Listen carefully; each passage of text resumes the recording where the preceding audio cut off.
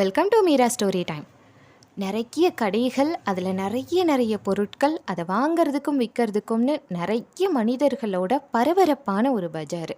அந்த பஜாரில் ஒரு தாத்தா ரொம்ப தாகமாக இருக்குன்னு சொல்லி ஒரு பழக்கடைக்காரர்கிட்ட தண்ணி கேட்குறாரு. அவர் தண்ணிலாம் இல்லை, காசு இருந்தால் கொடுங்க, ஜூஸ் போட்டு தரேன் அப்படின்னு சொல்கிறாரு. தாத்தா இல்லை, அந்தளவுக்கு என்கிட்ட காசு இல்லைன்னு சொல்லவும், அப்படின்னா இங்கே நிற்காதீங்க, கிளம்புங்க அப்படின்னு சொல்லி விரட்டி விடுறாரு.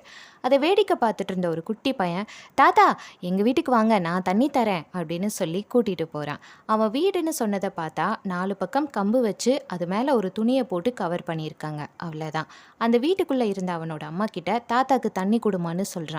தாத்தா நம்ம வீட்டிலலாம் தண்ணி குடிப்பாரா அப்படின்னு அந்த அம்மா தயக்கமாக கேட்குறாங்க. தாத்தா ஏன்னு கேட்குறாரு.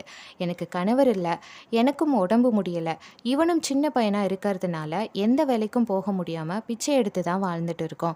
உங்களுக்கு தண்ணி கொடுக்குற அளவுக்கு ஒரு நல்ல டம்ளர் கூட கிடையாது அப்படின்னு சொல்கிறாங்க. தாத்தா பரவாயில்லம்மா, உங்ககிட்ட எது இருக்கோ அதில் கொடுங்க அப்படின்னு சொல்லி தண்ணியை வாங்கி குடிச்சுக்கிறாரு. தன்னை வலியை கூப்பிட்டு வந்து தண்ணி கொடுத்த அந்த குட்டி பையனுக்கு ஏதாவது கொடுக்கணுமே அப்படின்னு பாக்கெட்டில் தேடுறாரு.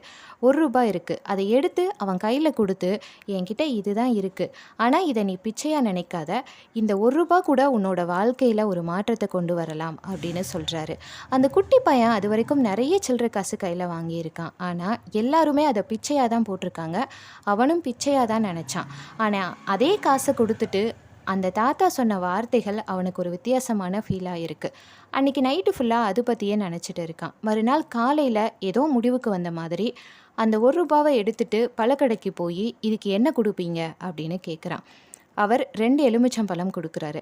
அதை வாங்கிட்டு வந்து ஒரு சின்ன குடத்தில் தண்ணி பிடிச்சி அதில் எலுமிச்சம்பழம் புழிஞ்சு உப்பு போட்டு வீட்டு முன்னாடி வச்சு, தாகமாக இருக்கிறவங்க இதை குடிச்சிக்கலாம் அப்படின்னு எழுதியும் வைக்கிறான். அந்த பஜாரில் கூலி வேலை பார்க்குறவங்க அதிகம். பெரிய பெரிய கடைக்கெல்லாம் போய் ஜூஸ் குடிக்க முடியாதவங்க அவங்களால முடிஞ்ச காசை போட்டுட்டு அந்த ஜூஸை குடிச்சிட்டு போகிறாங்க. மதியானம் வந்து பார்க்குறான், ₹3 சேர்ந்துருக்கு. அதை பார்த்து அவனுக்கு அவ்வளோ சந்தோஷம். எடுத்துகிட்டு வேகமாக ஓடி போய் திரும்பவும் எலுமிச்சம்பழம் வாங்கிட்டு வந்து ஜூஸ் போட்டு வைக்கிறான். சாயங்காலமாக பார்க்கும் பொழுது ₹5 சேர்ந்துருக்கு. மறுநாள் அந்த ₹5 எடுத்துகிட்டு அந்த பழக்கடைக்கு போகிறான். அவர் நேற்று நடந்ததெல்லாம் பார்த்துட்டு இருக்காரு. ஸோ அவன்கிட்ட ஒரு டீல் பேசுகிறாரு. நான் உனக்கு கொஞ்சம் பொருட்கள் தரேன், நீ எனக்கு அதுக்கான வாடகையை கொடு, இதுவும் ஒரு வியாபாரமாக இருக்கும் அப்படின்னு சொல்லி அவன்கிட்ட 2 பெஞ்சு, 2 குடம், 2 தட்டு, கொஞ்சம் எலுமிச்சம்பழம் கொடுத்து அனுப்புகிறாரு. வாங்கிட்டு போய் ஒரு குடத்தில் உப்பு போட்டு ஜூஸும் இன்னொரு குடத்தில் சர்க்கரை போட்டு ஜூஸும் ரெடி பண்ணி வைக்கிறான். அன்றைக்கி சாயங்காலம் பார்க்கும் பொழுது நிறைய சில்லறை காசு சேர்ந்துருக்கு.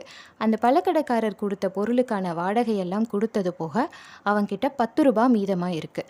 அதை பார்த்து அவன் டிசைட் பண்ணுறான், இனிமேல் நாம் பிச்சை எடுக்கக்கூடாது, இதுதான் நமக்கான தொழில் அப்படின்னு டிசைட் பண்ணி அந்த ₹10 ஸ்டார்ட் பண்ணி கொஞ்சம் கொஞ்சமாக டெவலப் ஆகி ஒரு நாள் அவனும் சொந்தமாக ஒரு ஜூஸ் கடை வைக்கிற அளவுக்கு டெவலப் ஆகிட்டான்.